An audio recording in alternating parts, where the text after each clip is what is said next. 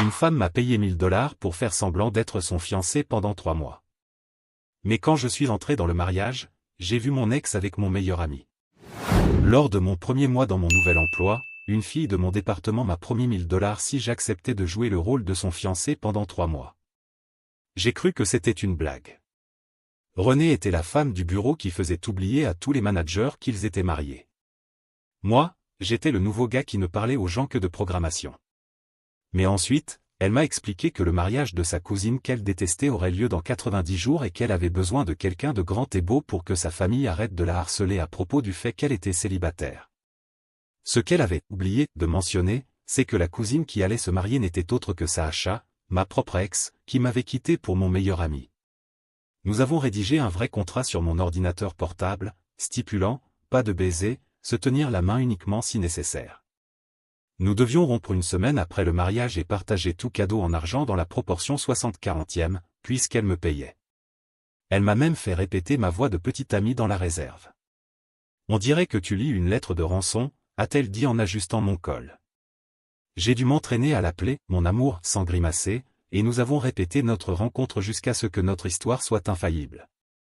Elle m'a appris que son père aimait le football et que sa mère jugeait les chaussures. La première fois que j'ai rencontré ses parents, j'ai dit que nous nous étions rencontrés lors d'une conférence, alors qu'elle affirmait que c'était dans un café. Le sourcil de sa mère s'est levé exactement d'1 millimètre, mais son père a ri et a dit « Vous n'arrivez même pas à accorder vos versions. Ça doit être du vrai amour. » Ils m'ont interrogé pendant des heures. Quand je suis parti, ils étaient convaincus que je possédais un ranch au Canada. À la sortie, Reine a joué la comédie en m'embrassant sur la joue. Très théâtral, très faux. Mais 2 semaines plus tard, les choses ont commencé à changer subtilement au travail. Nous gardions nos distances, déjeunions séparément, interagissions au minimum. Pourtant, elle a commencé à m'apporter du café sans que je le demande. Elle le déposait simplement sur mon bureau avec un post-it, pour ta performance de ce soir. Café au lait d'avoine, double expresso, une commande que je ne lui avais pourtant jamais confiée. Les dîners de famille étaient épuisants au début. De la pure comédie.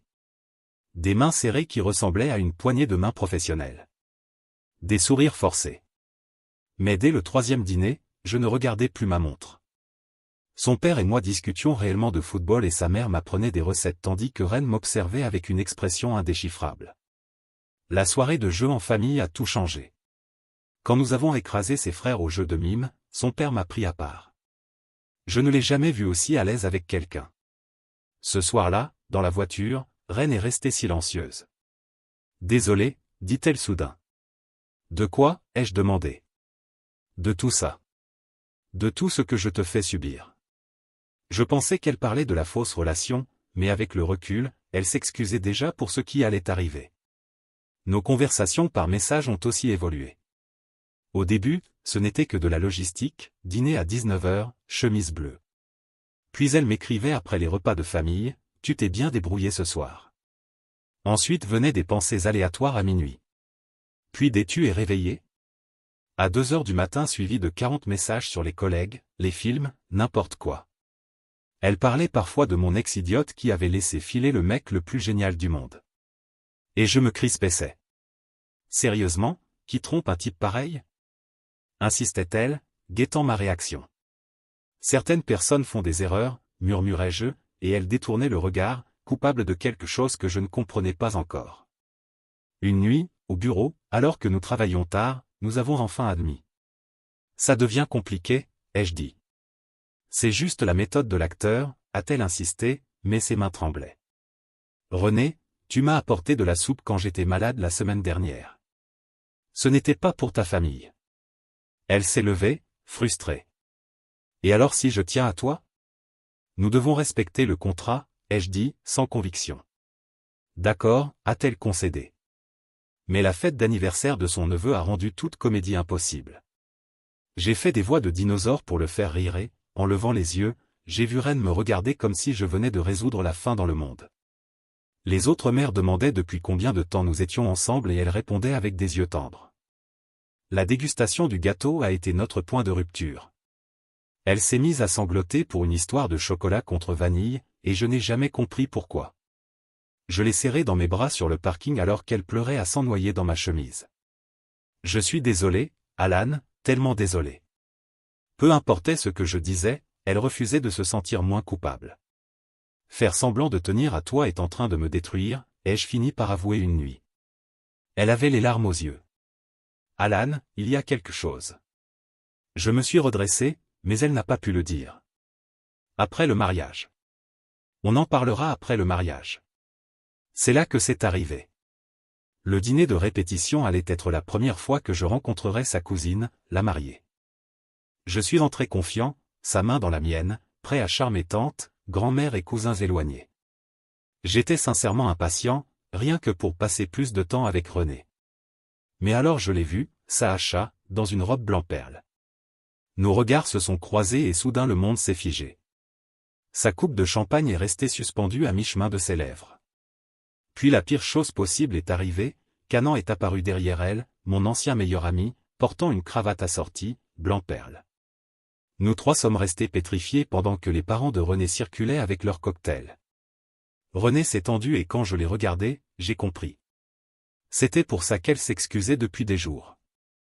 Sacha a traversé la salle furieuse, suivi de Canan qui répétait.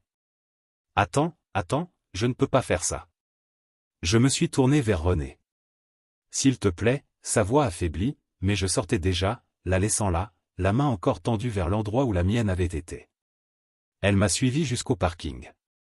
S'il te plaît, supporte juste le dîner. Tu savais qu'il serait là. Je ne savais pas pour Canan, mais toi, tu savais pour Sacha? Ce n'était pas une question. Alan, a-t-elle tenté de dire, mais je l'ai interrompu en disant que j'avais besoin de temps. Je suis monté dans ma voiture et je suis parti. Elle a dû retourner à l'intérieur et inventer une excuse sur une intoxication alimentaire. Elle m'a envoyé des messages toute la nuit, 72 textos, 21 appels que je n'ai pas répondus. Mais le lendemain, à 4 heures du matin, elle est apparue à ma porte. Le mariage est dans 10 heures. S'il te plaît, sanglotait-elle. Je suis resté planté là, incapable de savoir quoi faire. Elle tremblait tellement que ses dents claquaient, malgré la chaleur extérieure. J'ai ouvert un peu plus la porte et elle a pratiquement trébuché à l'intérieur. Son maquillage avait coulé sur son visage en traces noires, et sa robe du dîner de répétition était froissée, comme si elle avait dormi dans sa voiture. Les voisins d'en face avaient entrouvert leur porte pour regarder la scène, alors je l'ai tirée à l'intérieur avant qu'ils n'appellent la sécurité. Elle s'est effondrée sur mon canapé et a immédiatement commencé à fouiller dans son sac avec des mains tremblantes. L'écran de son téléphone s'est allumé, affichant des dizaines d'appels manqués de sa famille. Elle les a ignorés et a ouvert de vieilles photos de sa galerie. Deux jeunes filles en pull de Noël rouge la sortie souriait à la caméra, elle devait avoir 12 ans. René a désigné la plus grande, avec des dents parfaites. C'était Sacha. Elle ressemblait presque à des sœurs. Même nez, même menton. Mais le sourire de Sacha était déjà plus grand, plus éclatant. René a fait défiler d'autres photos, au lycée, où Sacha portait une couronne lors de ce qui ressemblait à un bal, tandis que René apparaissait en arrière-plan. Une autre photo les montrait lors d'une fête de famille, tout le monde entourant Sacha, alors que René était assise seule à une table à côté. Ma poitrine s'est serrée alors que les pièces du puzzle se mettaient en place. Elle savait exactement qui était mon ex quand elle m'a engagé pour jouer son faux petit ami. Elle savait que j'allais entrer à ce dîner de répétition et revoir la femme qui m'avait détruit. Mes mains ont commencé à trembler aussi, mais de colère, pas de tristesse. René a dû voir mon visage changer, car elle a attrapé mon bras et secoué la tête si violemment que ses boucles d'oreilles ont tinté. Elle a tenté d'expliquer que oui, au début, elle voulait seulement se montrer avec quelqu'un d'impressionnant pour rendre Sacha jalouse pour la première fois de sa vie. Mais tout avait changé quand elle avait appris à me connaître vraiment. Le café qu'elle m'apportait chaque matin, la soupe quand j'étais malade, la façon dont elle avait éclaté en sanglots à la dégustation du gâteau, rien de tout cela n'était faux. Sa voix a vacillé tandis qu'elle parlait de Sacha, qui avait toujours tout obtenu avant elle. De meilleures notes, même si René travaillait plus. Les premiers rôles dans toutes les pièces de théâtre de l'école, tandis que René restait dans les coulisses. La promotion dans l'entreprise de leur grand-mère, pourtant promise à René. Et quand Sacha avait annoncé ses fiançailles à Thanksgiving, leur mère s'était littéralement tournée vers René et lui avait demandé pourquoi elle ne pouvait pas être plus comme sa cousine. Je suis allé à la cuisine parce que j'avais besoin de faire quelque chose de mes mains pour ne pas frapper le mur. Mon corps a exécuté machinalement les gestes de préparer du café. 2 cuillères de poudre, de l'eau, jusqu'à la ligne des 4 tasses. Puis j'ai sorti le lait d'avoine sans même réaliser que je préparais sa boisson. Pas mon double expresso sans sucre, mais exactement comme elle l'aimait. Mes mains tremblaient en servant, et j'ai dû admettre que j'avais mémorisé chaque petit détail d'elle sans m'en rendre compte. Elle m'a suivi jusqu'à la cuisine et m'a montré ses messages. Des dizaines de brouillons non envoyés, datant de plusieurs semaines. Chacun commençait par une tentative de m'avouer la vérité sur sa achat. Les horodatage montraient qu'elle les écrivait à 2 heures du matin, 3 heures, juste après nos dîners de famille. Mais elle ne les avait jamais envoyés, parce qu'à chaque fois que je mentionnais mon ex, mon visage changeait complètement, et elle ne supportait pas d'être celle qui me briserait encore une fois de cette façon. La colère est revenue d'un coup, et j'ai frappé ma tasse de café contre le plan de travail si fort que le liquide a éclaboussé. Elle savait que j'allais entrer dans cette salle et les voir ensemble. Elle savait ce que ça me ferait, après tout ce que je lui avais raconté sur la trahison. Le dinosaure en plastique de Nathan était posé sur ma table basse, là où il l'avait laissé la semaine dernière, quand ils étaient passés après son cours de natation. Et le voir a empiré les choses, parce que toute sa famille était devenue une partie de ma vie. Et maintenant, tout cela reposait sur des mensonges. René s'est effondré complètement, glissant le long du placard de la cuisine pour finir assise par terre, en sanglots. Elle répétait qu'elle avait essayé de me préparer, en amenant le sujet de mon ex dans les conversations pour tester si j'étais prêt à l'affronter. Elle pensait pouvoir, d'une certaine façon, rendre les choses plus faciles, mais elle avait trop peur pour simplement dire la vérité. Tout son corps tremblait tandis qu'elle admettait qu'elle était tombée amoureuse de moi et qu'elle avait tout gâché parce qu'elle avait été lâche. Mon téléphone a commencé à vibrer sur le plan de travail, une notification après l'autre. Des messages de Marcos me demandant si j'allais bien, disant qu'ils étaient inquiets. Elena, expliquant que René avait quitté le dîner en pleurant et que personne ne savait où nous étions. Et même le petit Nathan avait envoyé un message vocal que sa mère l'avait aidé à enregistrer. Où est l'oncle Alan? Pourquoi tante Renée est si triste? Chaque message me brisait un peu plus le cœur, parce que ces gens étaient devenus une vraie famille pour moi au cours des 2 derniers mois. Je me suis assis sur le sol de la cuisine, en face d'elle, parce que mes jambes semblaient trop lourdes pour me porter. Le mariage devait commencer dans 9 heures et je n'avais aucune idée de ce que je devais faire. Elle m'a regardé avec des yeux rouges et gonflés et m'a dit que je devais choisir ce qui allait se passer, et qu'elle accepterait ma décision, quelle qu'elle soit. L'horloge de mon micro-ondes affichait 4h47. Nous sommes restés assis là, en silence, sur le sol de ma cuisine, tandis que la cafetière gargouillait derrière nous. Finalement, elle s'est relevée et a commencé à énoncer les options en faisant les 100 pas dans mon petit appartement. L'option 1, je l'accompagnais au mariage et nous respections le contrat, comme si rien n'avait changé. Pour la faire, elle me paierait même un supplément en plus des $1000 convenus, et après aujourd'hui, je n'entendrais plus jamais parler d'elle si c'était ce que je voulais. L'option 2, je restais chez moi, et elle dirait à tout le monde que nous avions rompu. Elle inventerait une histoire, comme quoi je n'étais pas prêt pour un engagement, ou n'importe quoi qui ferait taire sa famille. J'ai observé ses mains trembler alors qu'elle s'agrippait au plan de travail et j'ai demandé quelle était l'option 3, sans même savoir pourquoi je posais la question. Son corps s'est figé, et elle s'est tournée vers moi avec une expression que je n'avais jamais vue. L'option 3, c'est qu'on pourrait aller à ce mariage ensemble. Pas comme de faux quelque chose, mais comme ce que nous sommes vraiment l'un pour l'autre maintenant. Affronter tout ce chaos comme 2 vraies personnes, au lieu d'acteurs jouant des rôles. Ces mots sont restés suspendus entre nous, alors que le soleil commençait à se lever par la fenêtre de ma cuisine. Elle a attendu peut-être 30 secondes avant de saisir ses clés et de dire qu'elle devait aller se préparer, mais que je devais lui envoyer un message avec ma décision. Après son départ, je me suis assis devant mon ordinateur portable, regardant le fichier de notre contrat avec toutes les notes que j'avais prises depuis 3 mois. Il y avait des pages de détails sur les membres de sa famille et leurs particularités, des blagues internes que nous avions créées lors des dîners, des captures d'écran du Facebook de sa mère où elle postait des photos de nous lors des événements familiaux, avec un bonheur que je ne me souvenais même pas avoir ressenti à l'époque. Mon téléphone a vibré avec un message de Canan, disant qu'il savait que les choses étaient étranges, mais que lui et Sacha voulaient vraiment que je sois au mariage et me demandant si nous pouvions parler. J'ai supprimé immédiatement, mais j'ai d'abord pris une capture d'écran, parce que quelque chose dans mon instinct me disait de tout documenter à partir de maintenant. Le costume que René m'avait aidé à choisir 3 semaines plus tôt pendait dans mon placard. Je l'ai enfilé pour voir le résultat. Elle avait passé plus d'1 heure au magasin à s'assurer que l'ajustement était parfait, à lisser les revers, à reculer pour m'observer sous différents angles, avant de me dire que je ressemblais à James Bond, puis avait rougi en réalisant à quel point elle semblait enthousiaste. Mon téléphone a sonné. C'était Marcos. Il a dit qu'il ne savait pas ce qui s'était passé la nuit dernière, mais que Renée n'était plus elle-même depuis quelque temps et que ces dernières semaines avec moi avaient été les plus heureuses qu'il l'ait vues depuis son enfance. Il pensait que je devais le savoir avant de prendre une décision pour aujourd'hui. Après avoir raccroché, j'ai conduit jusqu'au lieu du mariage, mais je me suis garé de l'autre côté de la rue, au lieu du parking principal. Les invités commençaient à arriver dans des voitures luxueuses. J'ai observé depuis mon siège quand une limousine blanche s'est arrêtée et que Sacha en est descendue, dans sa robe de mariée, parfaite, riant à une blague du photographe. L'étrange, c'est que ça ne m'a pas fait mal comme je le croyais. C'était plus comme regarder un film sur des étrangers que de revoir mon ex qui m'avait détruit.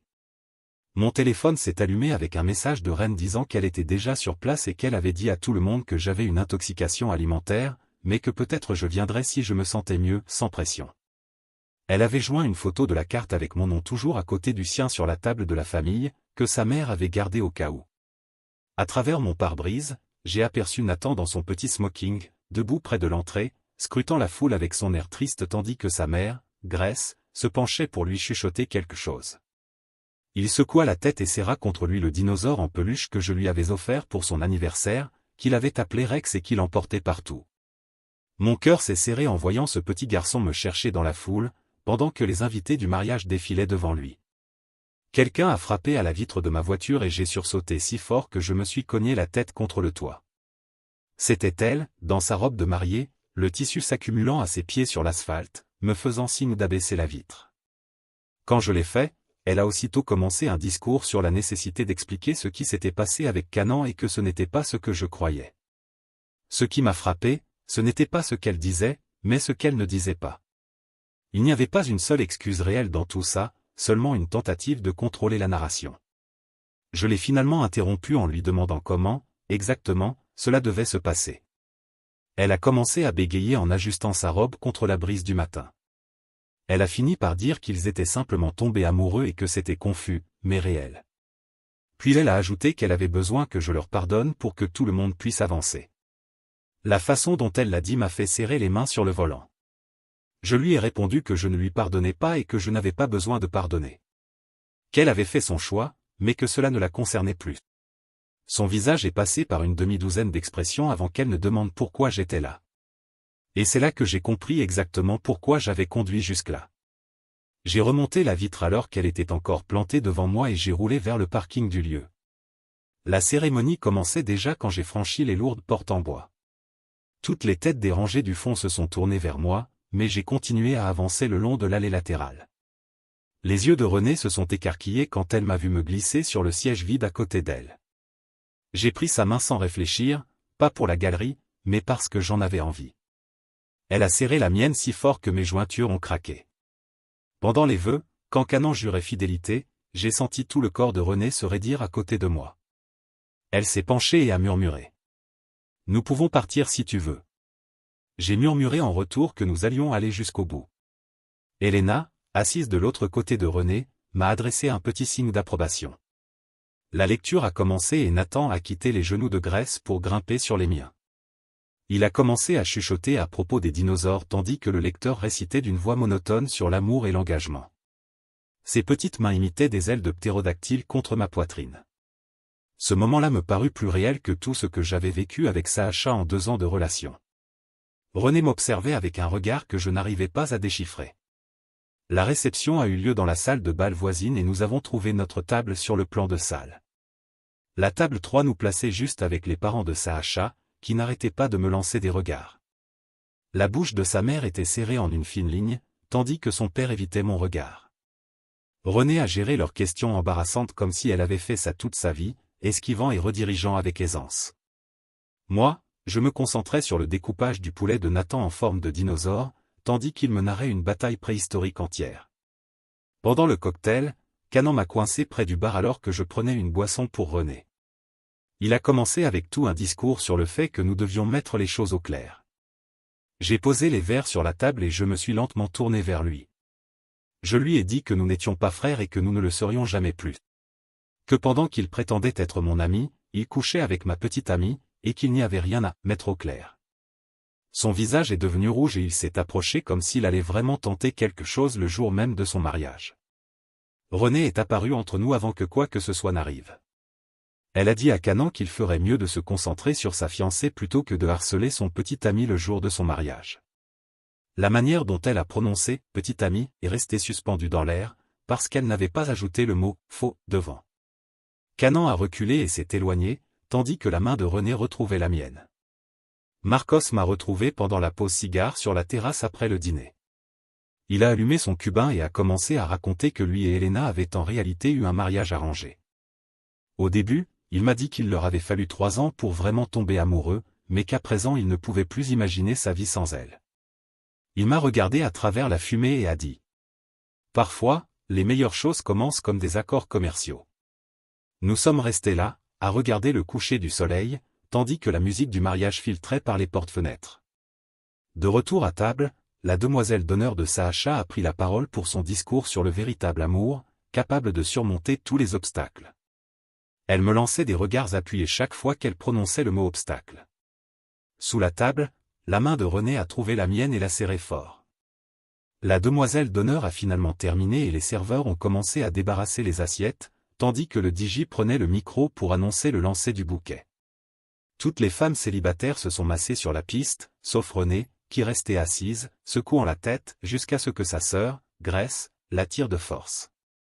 Sacha, devant, en robe blanche, tenait le bouquet et observait la foule derrière elle avec un sourire étrange. Puis elle s'est tournée, a planté ses yeux dans ceux de René, avant de pivoter de nouveau et de lancer le bouquet avec une force démesurée, comme si elle voulait assommer quelqu'un. Les fleurs ont atterri en plein visage de René, qui les a attrapées par réflexe. Sacha s'est retourné avec un sourire mauvais et a dit d'une voix suffisante, assez fort pour que tout le monde entende, que peut-être René serait la prochaine, si elle trouvait un vrai homme. La salle entière s'est figée une seconde. J'ai vu le visage de René passer de la stupeur à la colère en une demi-seconde. Elle s'est levée brusquement et, je ne sais comment, avait déjà un micro en main avant que je puisse réagir. J'ai essayé de tirer son bras pour la faire s'asseoir, mais elle parlait déjà. Je voudrais porter un toast à ma chère cousine Sacha. Le silence est tombé, même les serveurs s'étaient immobilisés. René a levé sa coupe et a dit que Sacha obtenait toujours ce qu'elle voulait. Que ce soit la promotion dans l'entreprise de leur grand-mère, un budget plus élevé pour son mariage, ou même les petits amis des autres. Des murmures ont parcouru la salle. J'ai vu Marcos se redresser et la bouche d'Elena s'ouvrir de stupeur. Mais René n'avait pas fini. Elle a remercié Sacha, car ses choix l'avaient mené jusqu'à moi, jusqu'à Alan. Le visage de Sacha est devenu livide. Elle a tenté de faire taire René, mais celle-ci a continué. Elle a dit avoir passé 3 mois à feindre de m'aimer pour de l'argent, pour découvrir finalement que ce que nous avions était plus vrai que tout ce que Sacha et Canan avaient bâti sur des mensonges. La salle a explosé dans un chaos total, des gens parlaient tous en même temps, Elena tentait de se lever pour rétablir l'ordre, et Marcos s'est mis à rire au pire moment possible. Les parents de Sacha exigeaient des explications en pointant René du doigt, tandis que d'autres invités sortaient leur téléphone pour tout filmer. Je me suis levé et j'ai pris le micro des mains de René avant qu'elle n'aggrave encore la situation. J'ai dit à tout le monde qu'elle avait raison, ça avait commencé comme une mascarade. Mais voir René avec sa famille, voir sa gentillesse et sa force m'avait fait tomber amoureux pour de vrai. Puis je me suis tourné directement vers Sacha et Canan, pétrifiés, qui semblaient vouloir disparaître. J'ai remercié Sacha de m'avoir trompé et Canan d'avoir été exactement qui il était, car tous deux m'avaient mené à rencontrer quelqu'un qui s'était réellement battu pour moi. Je me suis tourné vers René et j'ai ajouté qu'elle s'était battue pour moi, même quand elle avait peur de me perdre, même quand je ne le méritais pas. Sacha a ramassé le bouquet que René avait laissé tomber et l'a lancé violemment à la tête de sa cousine, en hurlant qu'elle avait gâché son mariage. René le lui a renvoyé aussitôt, criant que c'était Sacha qui avait ruiné sa vie la première. Les deux cousines se sont jetées l'une sur l'autre, et leurs parents ont dû les retenir physiquement, tandis que des agents de sécurité en costume noir accouraient depuis le hall. 2 d'entre eux nous ont attrapés, René et moi, par les bras et nous ont conduits vers la sortie. Alors que les invités criaient tous debout, Elena nous a suivis dehors. Elle paraissait étonnamment calme comparée au chaos derrière nous. Elle nous a dit que ce que nous avions fait était inapproprié, puis elle a esquissé un petit sourire et ajouté que ce n'était pas immérité, car Sacha avait toujours été une tyran. Elle était heureuse que quelqu'un ait enfin dit tout haut ce que tout le monde pensait depuis des années. Puis elle est retournée à l'intérieur pour gérer la pagaille. Les agents de sécurité nous ont escortés jusqu'au parking et sont restés là pour s'assurer que nous partions vraiment. René et moi nous sommes assis sur le capot de ma voiture, encore vêtus de nos habits de cérémonie, et nous avons regardé à travers les grandes fenêtres les gens à l'intérieur qui tentaient de calmer la tempête. On pouvait voir Sacha pleurer pendant que Canan essayait de la consoler et que le DJ, maladroitement, tentait de remettre les gens à danser. René s'est tourné vers moi et a demandé si nous allions toujours rompre une semaine après le mariage, comme prévu dans notre contrat. Je n'ai pas répondu immédiatement, parce qu'honnêtement je n'avais aucune idée de ce que je voulais ou de ce que je devais dire. Nous sommes restés assis là encore 1 heure, à regarder le désastre que nous avions provoqué, jusqu'à ce que les agents de sécurité viennent nous dire de quitter définitivement la propriété. Le lendemain matin, mon téléphone explosait de notifications, j'avais 47 messages provenant de numéros inconnus. Quelqu'un avait posté toute la scène sur TikTok et la vidéo avait déjà atteint 2 millions de vues avec la légende, la cousine de la mariée expose une relation factice et une liaison en plein mariage. René m'a écrit pour dire qu'apparemment nous étions célèbres maintenant et qu'elle serait sûrement virée en arrivant au bureau lundi. Son patron avait déjà vu la vidéo et voulait lui parler de « mauvaise représentation de l'entreprise » ou quelque chose du genre. J'ai regardé la vidéo moi-même et j'ai vu à quel point nous avions l'air fous avec des micros à la main, exposant la mariée à son propre mariage. Les commentaires étaient partagés, certains nous traitaient de héros pour avoir dévoilé des traîtres, d'autres disaient que nous étions des monstres pour avoir ruiné le plus beau jour de leur vie. La mère de René m'a appelé 3 fois, mais je n'ai pas décroché, ne sachant pas quoi lui dire après tout ça. Marcos m'a laissé un message vocal, simplement en riant et disant que c'était le mariage le plus divertissant auquel il avait assisté en 60 ans. Mes propres parents ont commencé à m'envoyer des messages, demandant si la vidéo virale était bien moi et ce que je pensais en provoquant un tel scandale. La vidéo continuait de circuler et, à midi, elle avait déjà atteint 5 millions de vues. Quelqu'un avait même ajouté une musique dramatique en remix. René est arrivé chez moi cet après-midi-là, épuisé, portant un carton avec ses affaires de bureau, parce qu'on l'avait déjà renvoyé. Elle s'est assise sur mon canapé et nous sommes restés là, à nous regarder, incapables de trouver les mots pour décrire le désastre que nous avions créé ensemble. Le lendemain matin, nous avons décidé de nous retrouver au café de la rue TR, celui où nous répétions nos histoires de faux couples avant les dîners de famille. J'étais arrivé le premier et avais commandé notre habituel, observant la foule matinale pressée passer derrière les vitres. Elle est entrée 10 minutes plus tard, fatiguée mais déterminée. Quand le barista nous a vus ensemble, il a littéralement sauté derrière le comptoir. Il n'arrêtait pas de dire que nous étions des légendes, a montré son téléphone où la vidéo avait pris 1 million de vues supplémentaires dans la nuit, et a refusé de nous faire payer.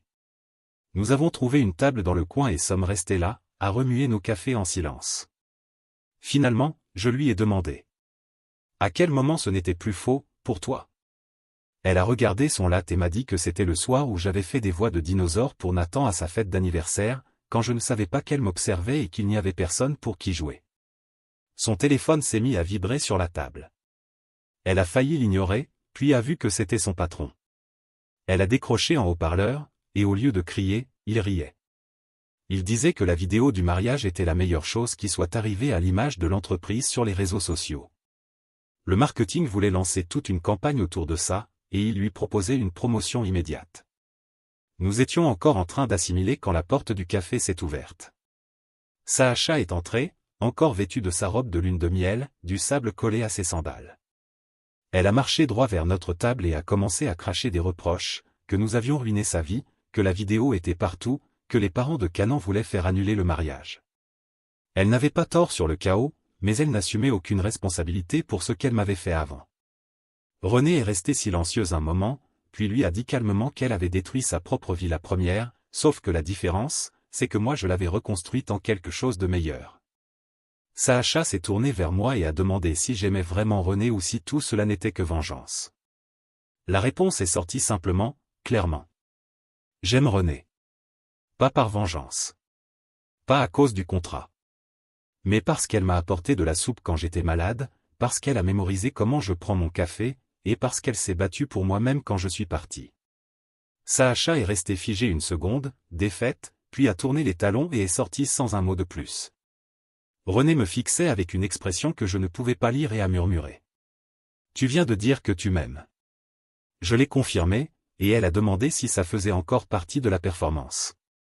Je lui ai rappelé que le contrat avait pris fin quand nous avions quitté le mariage hier. Elle a pris une grande inspiration et m'a dit qu'elle devait m'avouer quelque chose. Il n'y a jamais eu de $1000. J'ai dépensé toutes mes économies pour ton costume et pour ces dîners de famille. J'étais complètement fauché. Je n'aurais jamais pu te payer, même si j'avais voulu. J'ai éclaté de rire, peut-être un peu trop, et je lui ai demandé. Tu m'as donc engagé comme faux petit ami, avec de l'argent que tu n'avais pas? Elle a hoché la tête, l'air misérable, et a dit qu'elle avait été désespérée et stupide, qu'elle avait imaginé trouver l'argent d'une façon ou d'une autre avant la fin des 3 mois. Nous sommes restés assis en silence une minute, le temps que je digère cette révélation. Puis j'ai pris mon téléphone et supprimé le document du contrat que nous avions rédigé ce premier jour au bureau. Je lui ai dit que c'était une bonne chose que je ne sois pas là pour l'argent. Elle m'a regardé avec un éclat d'espoir et m'a demandé si vraiment je ne faisais pas tout ça pour l'argent.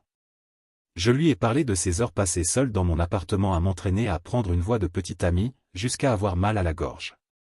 Du carnet que je cachais dans le tiroir de mon bureau, rempli de ses préférences, ses lattes au lait d'avoine, sa haine de la coriandre mais son amour du basilic, la façon dont elle se touchait l'oreille quand elle était nerveuse. J'ai pris mon téléphone et lui ai montré mon historique Amazon, rempli de jouets de dinosaures que j'achetais pour Nathan avec mon propre argent.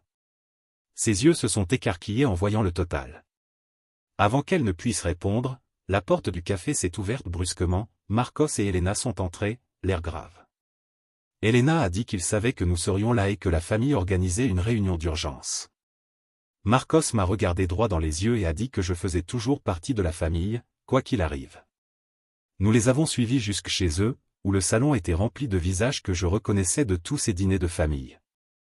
Les parents de Sacha étaient près de la fenêtre, exigeant des excuses, tandis que les autres s'asseyaient là où ils pouvaient. Au centre, une femme âgée que je n'avais jamais vue observait tout avec des yeux perçants. Ce ne pouvait être que Mamie Johnson, dont tout le monde parlait toujours. La pièce est devenue silencieuse quand nous sommes entrés. Finalement, Mamie a parlé, sa voix tranchant la tension comme un couteau. Elle a dit que Sacha avait volé le petit ami de sa cousine et que René avait perturbé un mariage, apportant la honte à la famille. Puis elle s'est tournée vers moi, et son visage s'est adouci. Elle a dit que j'aurais pu créer un scandale au dîner de répétition, mais que je m'étais retiré. Que j'aurais pu abandonner René, et que je ne l'avais pas fait. Et que c'était ce genre d'homme qu'il voulait dans la famille. Les parents de Sacha ont protesté, mais Mamie a levé la main, et ils se sont tus immédiatement. Grace s'est levée du canapé et a dit que Nathan ne cessait de parler de moi depuis des semaines. Elle a ajouté que les enfants sentent quand quelqu'un se soucie réellement d'eux, et que ça, ce n'était pas du faux. Nathan a couru et s'est accroché à ma jambe, me demandant si je continuerais à lui parler des ptérodactyles. Je l'ai pris dans mes bras et il a enfoui son visage contre mon épaule. C'est alors que la porte d'entrée a claqué si fort qu'elle a heurté le mur.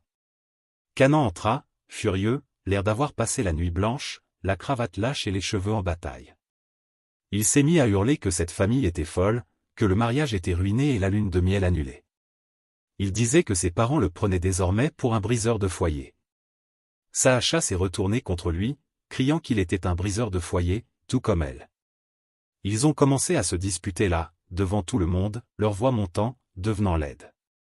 Sacha a fini par avouer qu'elle s'était tournée vers Canan en partie pour me blesser, parce que je n'avais pas demandé sa main assez vite après 3 ans ensemble. Canan a répondu qu'il était jaloux de ma promotion et de ma relation, qu'il voulait ce que j'avais. Leur mariage s'effondrait en direct, devant 40 membres de famille bouche bée. Mamie s'est levée et a ordonné aux deux de sortir tant qu'ils ne sauraient pas se comporter en adultes. Ils sont partis séparément, Sacha en larmes et Canan claquant encore la porte.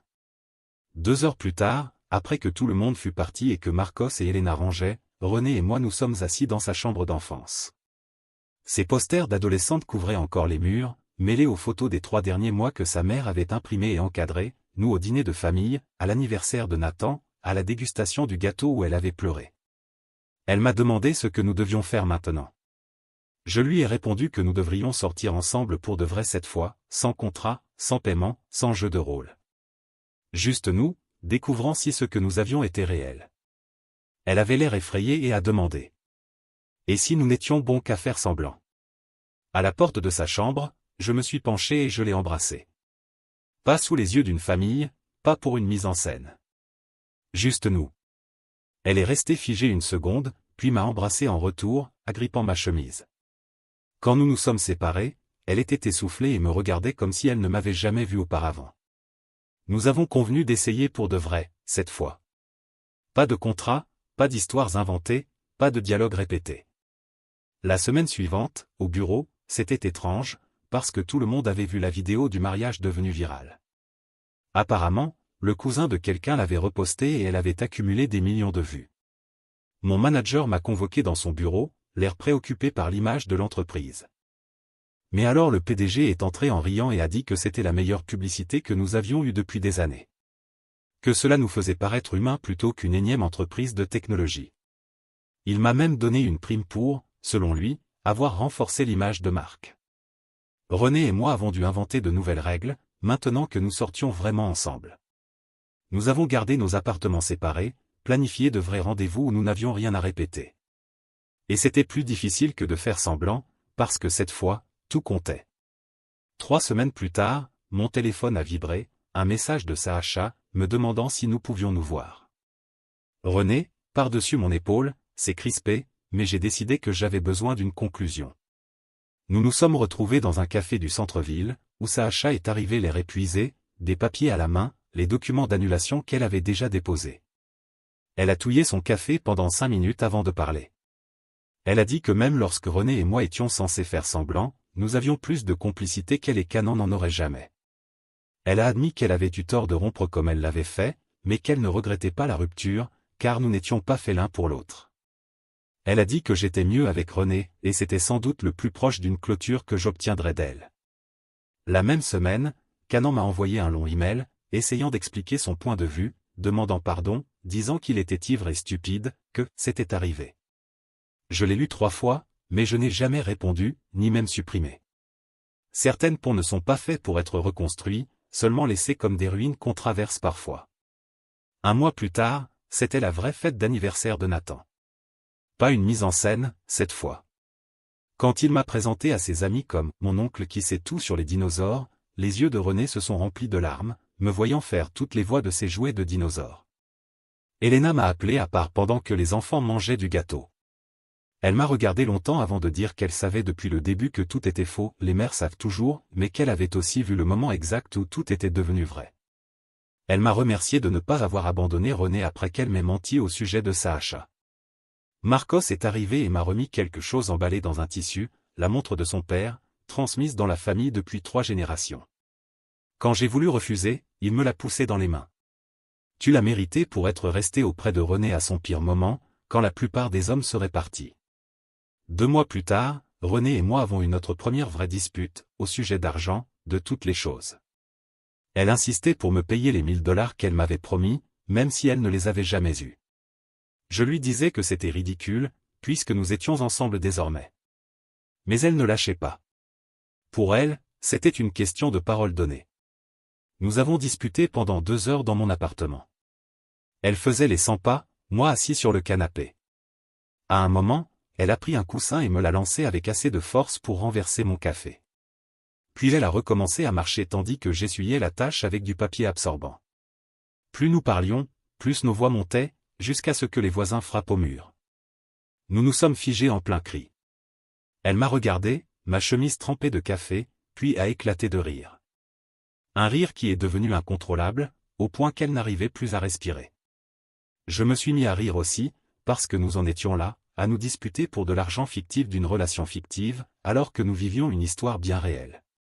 Elle s'est effondrée à côté de moi sur le canapé trempé, encore essoufflée, emportée par l'absurdité de la scène. Puis elle s'est levée, sérieuse, a pris un vieux bocal à cornichons dans mon placard et y a écrit au marqueur « Peau de la vérité ». Chaque mensonge, même petit, coûte $5, dit-elle. Même dire « ça va » quand ça ne va pas. L'argent servira à nos premières vraies vacances. J'ai dû y mettre $20 immédiatement, pour toutes mes excuses de travail, et elle en a mis 15 pour avoir dit à sa mère que nous étions trop occupés le week-end dernier. Le pot s'est rempli rapidement dès la première semaine. 3 mois plus tard, tout a changé quand Marcos nous a invités au dîner du dimanche, sans dire pourquoi. Toute la famille était réunie autour de l'ordinateur portable d'Elena, regardant une compilation virale de « Désastres de mariage devenus histoire d'amour ». Et là, il y avait nous, le mariage de Sacha, la dispute, le baiser, tout, avec plus de 2 millions de vues et des commentaires disant que nous étions un couple « goal ». Quelqu'un avait découvert et posté que le mariage de Sacha et Kanan avait duré exactement 3 semaines avant qu'elle ne le surprenne avec son prof de yoga. Pendant ce temps, des photos de René et moi au marché le week-end précédent circulaient partout comme preuve que les relations fausses pouvaient devenir vraies. Cette semaine-là, une société de licence vidéo nous a contactés, offrant 5 000 $ pour les droits exclusifs. 2 semaines plus tard, la grand-mère de René, que tout le monde appelait simplement grand-mère Miller, nous invita à prendre le thé chez elle. Juste nous deux, personne d'autre. Elle vivait dans une immense maison victorienne à Pacific Heights, qui valait probablement plus que je ne gagnerais en 10 vies. Nous étions assis dans son salon pendant qu'elle servait du Earl Grey dans de véritables tasses en porcelaine, qui semblaient plus anciennes que la maison elle-même. Elle posa sa tasse et annonça qu'elle réécrivait son testament, car Sacha avait fait preuve de mauvais jugement. René avait montré du courage, mais moi j'avais montré du caractère, et c'était ce qui comptait le plus. Elle avait déjà appelé son avocat et voulait que nous soyons présents lorsqu'elle signerait les modifications. La nouvelle s'est répandue dans la famille en quelques heures. Sacha a appelé René en hurlant que nous avions manipulé une vieille sénile, que nous avions planifié toute cette fausse relation pour lui voler son héritage. Marcos et Elena étaient de notre côté, mais Sacha a convaincu son frère et 2 cousins que nous étions des escrocs. La famille s'est divisée en clans, les accusations fusaient dans le groupe de discussion familiale au point qu'Elena finit par le supprimer. Sacha engagea un avocat coûteux du cabinet de son père pour contester la modification du testament, invoquant une influence indue et une fraude. L'avocat nous envoya une lettre pleine de menaces judiciaires sur abus de personnes âgées et conspiration, qui fit trembler mes mains. Nous avons alors utilisé l'argent gagné avec la vidéo virale pour engager notre propre avocate, une femme nommée Patricia. Elle examina tout, nos messages, le contrat que j'avais stupidement sauvegardé dans mon ordinateur, la chronologie de notre relation. Puis elle se renversa dans son fauteuil et dit : « La chronologie, en réalité, vous aide. Votre relation précède clairement tout changement de testament. Ironique, non ? Votre faux contrat sert maintenant de vraie preuve. » Les dépositions furent brutales, 6 heures de questions sur chaque détail de notre relation. Sous serment. Quand la comédie s'arrêtait et quand le vrai commençait. Chaque message disséqué pour y trouver un sens. René pleura 2 fois pendant la sienne, et moi je vomis dans les toilettes du tribunal pendant une pause. Mais c'était aussi étrangement libérateur, enfin raconter toute la vérité, même les parties embarrassantes, comme m'entraîner à prendre une voix de petit ami dans la réserve du bureau. L'avocat de Sacha présenta notre contrat original au tribunal comme s'il avait trouvé la preuve ultime, le lisant à haute voix avec des pauses théâtrales. Mais Patricia répliqua en présentant toute la campagne marketing de l'entreprise comme contre-preuve, montrant que nous étions publiquement ensemble depuis des mois, bien après le mariage, sans aucun besoin de contrat. Elle avait des reçus de restaurants, des photos taguées par des amis, même des images de vidéosurveillance de mon immeuble montrant René vivant pratiquement chez moi. La veille de la décision, René ne parvenait pas à dormir. À 3 heures du matin, j'ai allumé la lumière. Elle s'est assise, paniquée, redoutant de tout perdre, sa famille, l'argent, peut-être même moi, si les choses tournaient mal. Je lui ai rappelé que nous avions commencé sans rien de réel, et que malgré tout nous avions construit quelque chose. Que nous étions doués pour transformer le faux en vrai. Elle m'a embrassé alors, vraiment, pas comme une performance de mariage, mais comme si elle devait s'assurer que j'étais bien réel. 2 semaines plus tard, nous étions assis au tribunal, main dans la main, si fort que mes doigts s'engourdissaient, tandis que la juge lisait sa décision. Elle trancha totalement en notre faveur, affirmant que les changements au testament avaient été faits par un adulte compétent, sans preuve de contrainte. Mais elle ajouta quelque chose qui fit exploser Sacha de colère. Elle observa que ce qui avait commencé comme une tromperie avait évolué en véritable affection. Ce qui, selon elle, était plus que l'on pouvait dire de nombreux mariages qui avaient commencé honnêtement. Elle faisait clairement référence au mariage de 3 semaines de Sacha. Sacha resta figée une seconde, puis son visage s'effondra et elle se mit à pleurer, pas de rage comme je l'attendais, mais d'épuisement, comme si elle retenait cela depuis des mois. Elle s'affaissa sur sa chaise et cacha son visage dans ses mains, tandis que son avocat, mal à l'aise, lui tapotait l'épaule. Grand-mère Miller s'approcha, posa une main sur le bras de Sacha et lui tendit un mouchoir de son sac. Elle lui dit quelque chose à voix basse, assez pour que Sacha lève les yeux. Puis, après une minute, Sacha hocha la tête et signa quelques papiers que son avocat lui tendit. J'appris plus tard que grand-mère lui avait offert une part réduite de l'héritage à condition qu'elle accepte de suivre une thérapie. Ce que Sacha accepta sans discuter. 2 jours plus tard, mon téléphone vibra avec un message de Canan, proposant qu'on aille boire une bière et passer à autre chose. J'ai regardé ce message pendant 10 secondes, puis je l'ai supprimé et j'ai bloqué son numéro. René me vit faire et serra ma main, mais ne dit rien. Certaines choses se pardonnent, d'autres doivent simplement être laissées derrière. 3 semaines plus tard, René suggéra que nous retournions au café où nous avions rédigé notre contrat de faux couple. Le même barista travaillait, il nous reconnut et plaisanta en disant qu'il devrait encadrer notre contrat original, puisque nous étions devenus des habitués. Au lieu de rire, René a pris un carnet et a commencé à écrire quelque chose de nouveau. Pas un contrat cette fois, mais une liste de promesses. De vraies promesses, sans clause de paiement ni condition de rupture. Elle a écrit qu'elle promettait de me dire quand elle aurait peur. J'ai écrit que je promettais de rester, même quand les choses deviendraient compliquées. Nous avons tous les deux signé, mais cette fois, ce n'était pas légalement contraignant, seulement émotionnel. Elle a glissé le papier dans son sac, où il resta les 6 mois suivants. 6 mois après le désastre du mariage, Renée est rentrée du travail, nerveuse mais excitée. Son entreprise lui avait offert une promotion pour diriger le bureau de Seattle, presque le double de son salaire. Mais cela signifiait quitter San Francisco. Elle a expliqué tous les détails en faisant les 100 pas dans mon appartement, disant qu'elle comprendrait si je ne pouvais pas quitter mon emploi et mes amis ici. Je l'ai laissé finir son discours avant d'ouvrir mon ordinateur et de lui montrer l'email que j'avais reçu la semaine précédente. Une société de technologie à Seattle m'avait proposé un poste de développeur senior, avec un meilleur salaire et la possibilité de télétravail pour que nous puissions revenir voir sa famille. Sa bouche s'est ouverte, ses yeux passant de l'écran à moi, incapable de traiter ce qu'elle voyait. Je lui ai dit. J'ai pratiqué ton prénom dans un local de stockage, j'ai appris par cœur l'équipe de foot de ton père et j'ai inventé un ranch au Canada. Déménager à Seattle, c'est en réalité la chose la plus facile que j'ai jamais faite pour toi. Elle m'a renversé sur le canapé et nous sommes restés enlacés 1 heure entière. Ce dimanche, nous avons annoncé la nouvelle à sa famille au dîner. Nathan s'est mis à pleurer jusqu'à ce que nous promettions qu'il pourrait venir voir le Space Needle et peut-être assister à un match des Seahawks. Marcos a immédiatement sorti son téléphone pour chercher les équipes de Seattle et planifier les matchs auxquels il volerait assister. Elena, comme si elle l'avait toujours su, a commencé à dresser des listes de meubles dont nous aurions besoin dans notre nouveau logement. 2 mois plus tard, nous étions jusqu'aux genoux dans les cartons et le ruban adhésif. René a retrouvé le dossier contenant tous nos accessoires de fausses relations, nos notes d'entraînement, nos textos imprimés, le scénario que nous avions répété. Elle a tenu le contrat original dans ses mains, avec toutes ses règles et clauses, et a demandé si nous devions garder tout ça ou le jeter. J'ai pris le dossier et écrit dessus, au marqueur, histoire d'origine. Nous l'avons emballé soigneusement entre nos albums photos et autres documents importants, parce que même si cela avait commencé comme un mensonge, c'était devenu la base de quelque chose de vrai.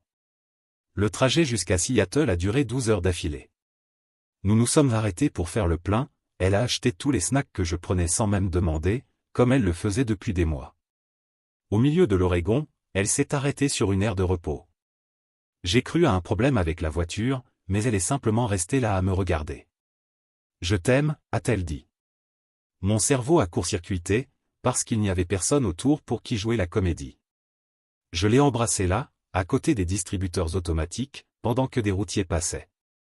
Et c'était le premier baiser qui était vraiment le nôtre. Nous sommes arrivés à Seattle au coucher du soleil, la ville baignée d'or, et avons découvert notre nouvel appartement. Plus petit que ce que nous aurions pu payer seuls, mais c'était le nôtre. La collection de dinosaures de Nathan fut la première chose que nous avons déballée. Cette première nuit, nous étions encore en train de monter le lit quand son téléphone a sonné, un appel vidéo de toute sa famille. « Tu es arrivé comme un étranger et tu repars comme un membre de la famille », dit sa grand-mère. Ma gorge s'est serrée. 3 jours plus tard, un colis est arrivé, sans expéditeur, mais je reconnus aussitôt l'écriture de Sacha. À l'intérieur, une lettre qui fit trembler mes mains. Elle écrivait qu'elle avait commencé une thérapie, qu'elle apprenait à chercher son propre bonheur au lieu de voler celui des autres. Elle nous remerciait pour l'électrochoc que fut ce mariage. Sous la lettre, il y avait un magnifique cadre en bois, avec 2 espaces, un pour une photo et un pour un document. Nous y avons placé notre photo préférée de l'anniversaire de Nathan à côté de notre contrat de faux couple. Le contraste racontait toute notre histoire mieux que des mots. 6 mois après ce mariage désastreux, nous marchions dans le Pike Place Market, un mardi ordinaire, quand Renée s'est arrêtée si brusquement que j'ai failli la percuter. Elle s'est retournée, là, entre les vendeurs de poissons et les étals de fleurs. « Épousons-nous » dit-elle. Avant même d'avoir le temps de réfléchir, j'avais déjà sorti la bague que je portais depuis 3 semaines. « J'y pensais justement » ai-je répondu. Et elle a commencé à pleurer et rire à la fois. Elle a dit oui, pendant que les poissonniers applaudissaient et que des inconnus prenaient des photos. C'était confus, public, mais totalement et absolument réel. Commentaire Monsieur Reddit.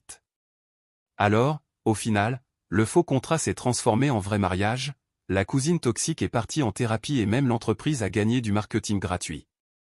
On dirait que la seule chose vraiment fausse dans cette histoire, c'était le caractère de Sacha.